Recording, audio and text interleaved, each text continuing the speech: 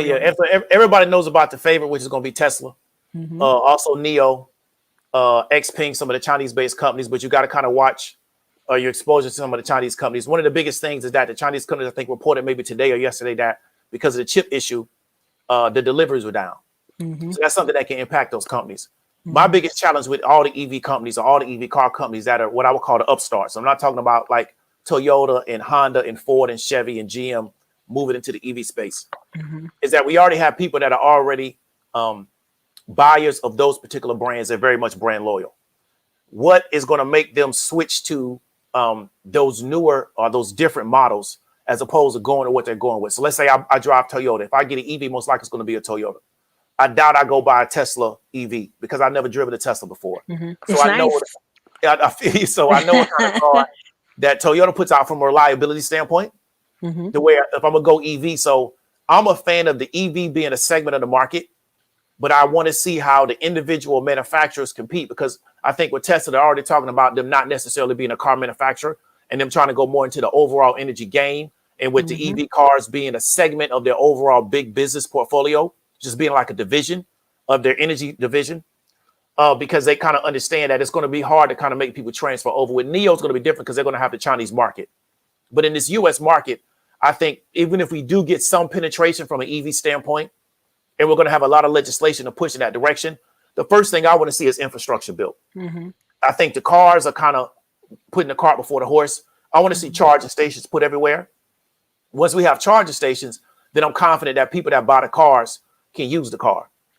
Because what I'm looking at now is that even if you have an EV car, it's going to be difficult to do any kind of long distance travel because of a lack of charging stations. So with this particular bill or the initiative by Biden, if we can start building charging stations all across the country, I think that can really accelerate people investing a lot more in the actual automobiles or what some people call the vehicles.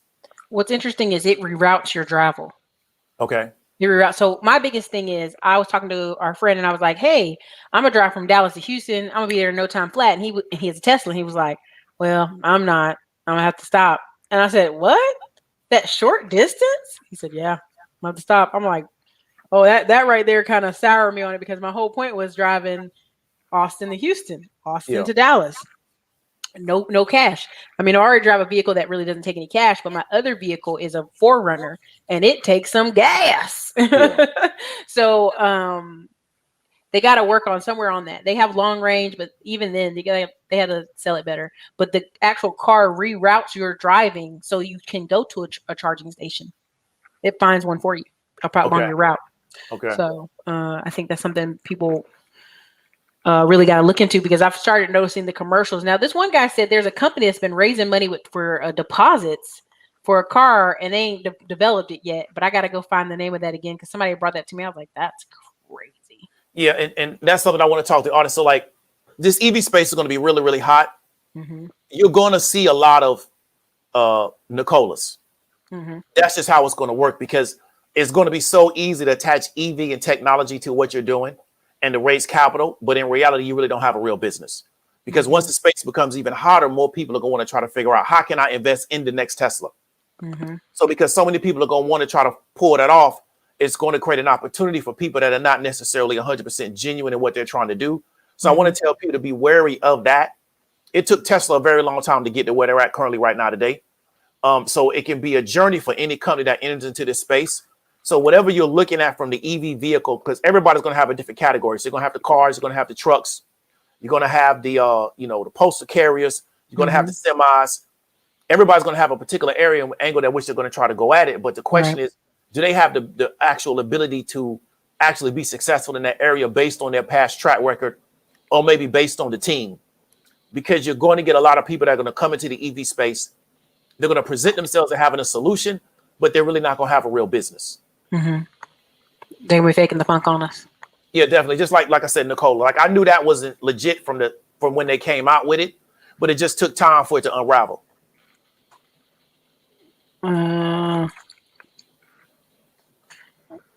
So, because some of y'all be talking back in the comments. Okay. Tesla, Xpeng, L Auto, half these people I ain't heard of. Workhorse Group, I have heard of them. Lucid Motors, I have heard of them. Yeah. And that's mostly because of following, what's her name from ARC? Charge Point. I ain't heard some of these other ones. What is that?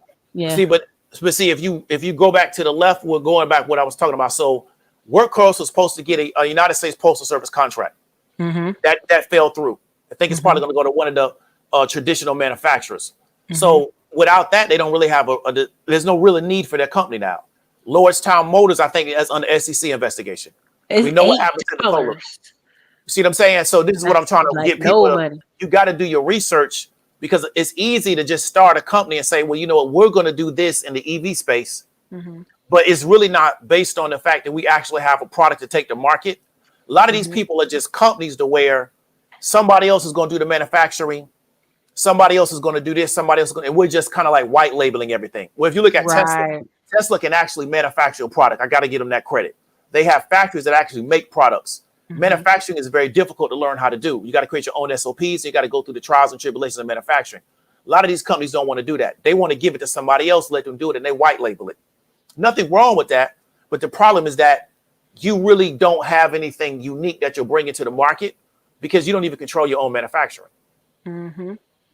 And they have 118 employees since 2007 in 2 locations.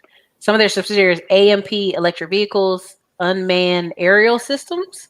They might make some money there. And Surefly. Yeah. I want to look at that real quick. Y'all, sorry, I be like, I see somebody be like, where is that? What do they own? Because people always talk about Pepsi and Sears and stuff. And I'm telling you, these companies own other companies that own other companies. They're going to get contracts on contracts. So anyway, we go back up. So what was the other one you said up here had a problem? Nikola, of course, they got in trouble. What's the other one? Lordstown Motors. Lordstown Motors. Okay. We clicked on them. They are out of Ohio. They in the same area. All these people are in the Lordstown, Ohio, where these old places used to be. The General Motors invested $75 million into them. That's ridiculous. They have $767 million in assets and $630 million in equity. What did they do wrong? Talk to us real quick. What did they do wrong? I mean, it was a scenario where their narrative was that they were going to bring manufacturing back to the Ohio area. And it just kind of didn't go the way everybody thought it was going to go. Where, like I said before, is that everybody now is going to claim that they have a solution to this particular problem because they want to get a piece of this money. It's a big market in the EV space. So Get a contract. You need a contract. So I would tell people to really look at the team. That's ugly. Do they have any experience in manufacturing? Or if they don't, who are they partnering with to manufacture? And what are they actually talking about from a business model standpoint? That means that they're going to be able to compete in this particular area. Because if they put out a truck, Tesla puts out a truck, GM puts out a truck, we know Toyota and Honda eventually put out a truck. Well, then how do they compete? Tesla put out a truck for rappers and football players. I feel you. On a napkin. And they literally drew what he put on a napkin. This might be more of a actual functional truck. My biggest thing is, I know y'all say, oh, Ericka, if you've ever run a Tesla, you like it because it's quiet, but it's too quiet. And me, I like to hear audiobooks or different things in the car. So that's why I liked it when I was driving. I was like, man, someone drive me and I can listen and I can talk on the phone. Take my money, right? But there is something to be said. My mom used to own a Camaro SS, like 1968 or whatever. Okay. There's something to be said for that loud rumble noise. I can identify something's wrong with the vehicle from listening to it. Yeah. Americanized car feel. So when you get in these quiet cars, I always love watching men's faces because they're always like, not as excited. You can't feel it. They can't feel it. That's the word I'm looking for. Yeah. So and you write about being able to hear a car and tell what's wrong with it by the way it sounds. Yeah, and that's something that you get used to. But what they may do, because you said that's good customer feedback, is maybe they can create an effect of an engine sound, even though there's actually no motor, no combustion engine inside there. Now, I don't know about the vibrations and things of that particular nature, because that's something else you also get with those type of cars. But I think once they get enough people used to that quiet feel, because one thing I did notice when I hear those EV cars, you don't hear anything. like you hear with a regular car. As they start to drive up on you, it doesn't make any sound. Oh, okay. So this is what you were talking about. And I think you were spot on. Here it is. This came out a month ago. It just said, see if it's down here. Okay, nice website. But I'm gonna go back to where it said it. It basically said they're gonna run out of money. It warns as of June 9th, hey, we about to run out of money. Yeah. That's crazy. And so this is the issue. I talked about this in another video. Mm-hmm. If you're not driving any revenue, you can't sell a bond. Mm-hmm. You don't have any assets, no collateral, you can't do senior debt. Mm-hmm. So the only way to raise more money is to sell more stock. Mm-hmm. So that's one of the issues that they run into, is that they really don't have anything yet.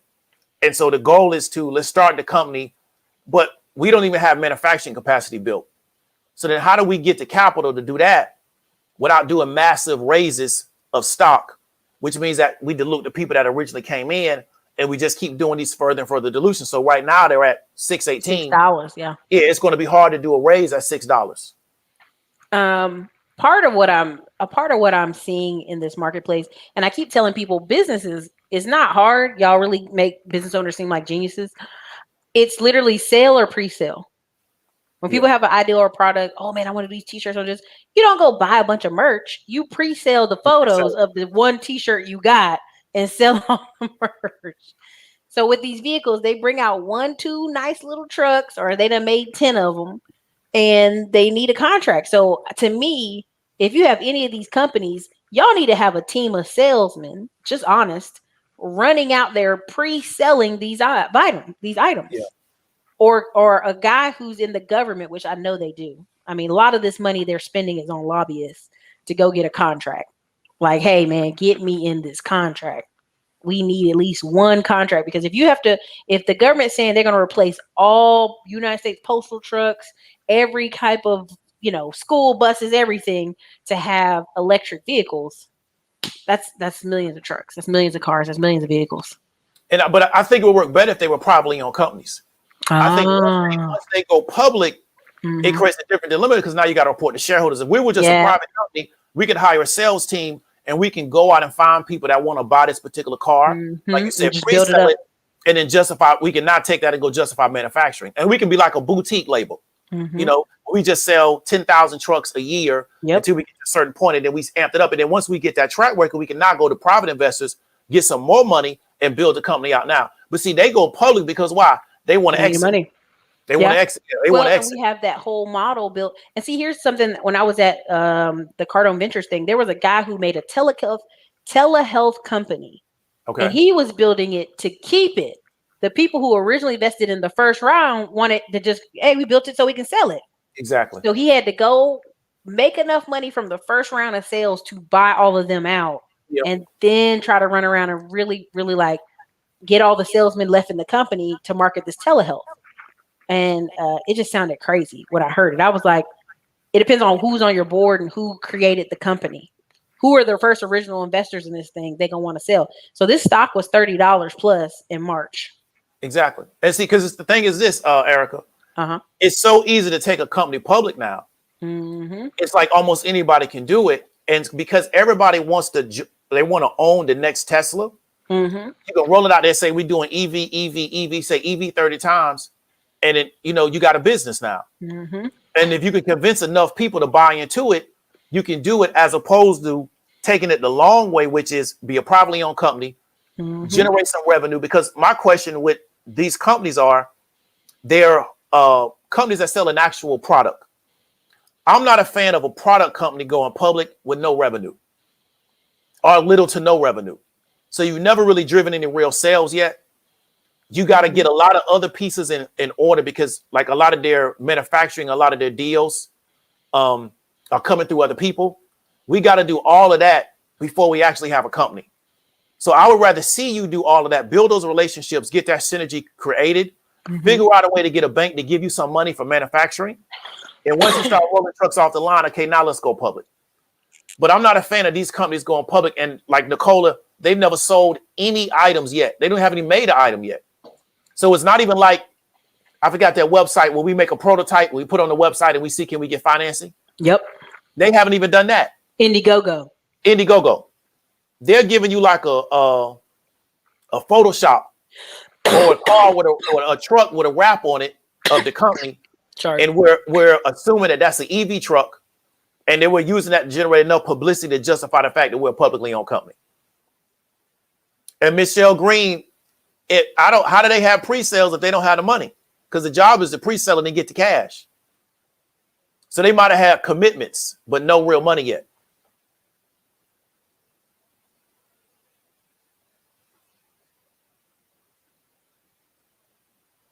Okay, I apologize. I don't want to cough in y'all ear. Are you all right? It said Lordstown was over when that truck caught fire. The truck caught fire? Yeah, I didn't know about that. Yeah, that's a wrap. That if you have a demo and the demo catch fire, it's a wrap. Excuse me, y'all. Oh, that's right. They do. Okay. I forgot. It's like a little thumb drive. It's like an update. That's it. I would do the same thing too, because I know people want to hear that sound. And I would have different sounds for them to hear. Ford is going to add a exhaust sound for. Yeah. They got to. You have trained a person to listen to the vehicle for issues, noises, something's wrong.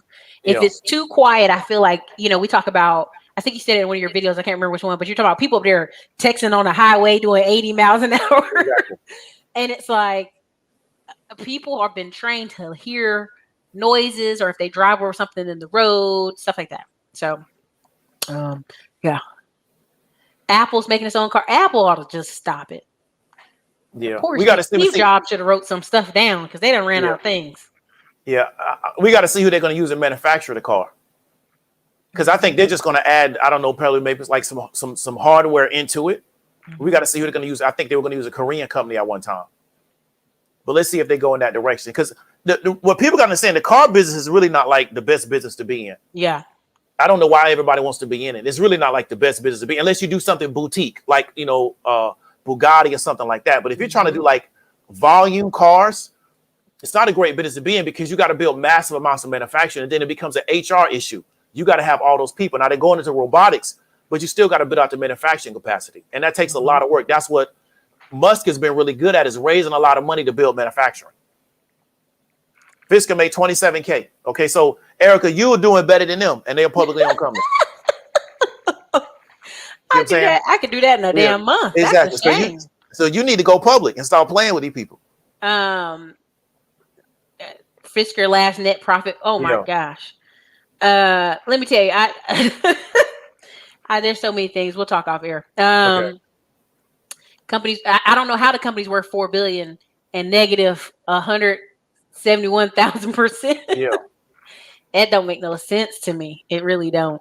I think that car thing is what gets people's attention. Okay. That's what I really think it is. And I think the car thing gets them in the market.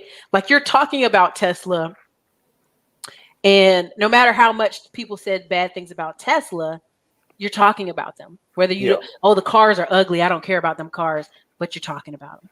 Oh, hashtag Teslas get on my nerves. Austin's full of Teslas. There's like hashtags about them. You're talking about them. I mean, it really is the easiest marketing in the world, is having the car, because people love talking about cars. Like I'm not trying to be funny, but if you just sit down in a bar, you will hear people talk about cars, sports, and women at least 72 times. Yeah, I feel you. Oh, I know. It's so ridiculous, Sherlock Holmes. The part of it is what people don't realize is EV space is only 1% of the market. Yeah. Out of all the cars out there, it's like 1%. So we're talking about this thing like it's about to just change America. And I'm like, there will always be some little Korean lady who goes out and buys a 1999 Toyota Camry before she'll buy this car. She will buy that old Honda. Okay.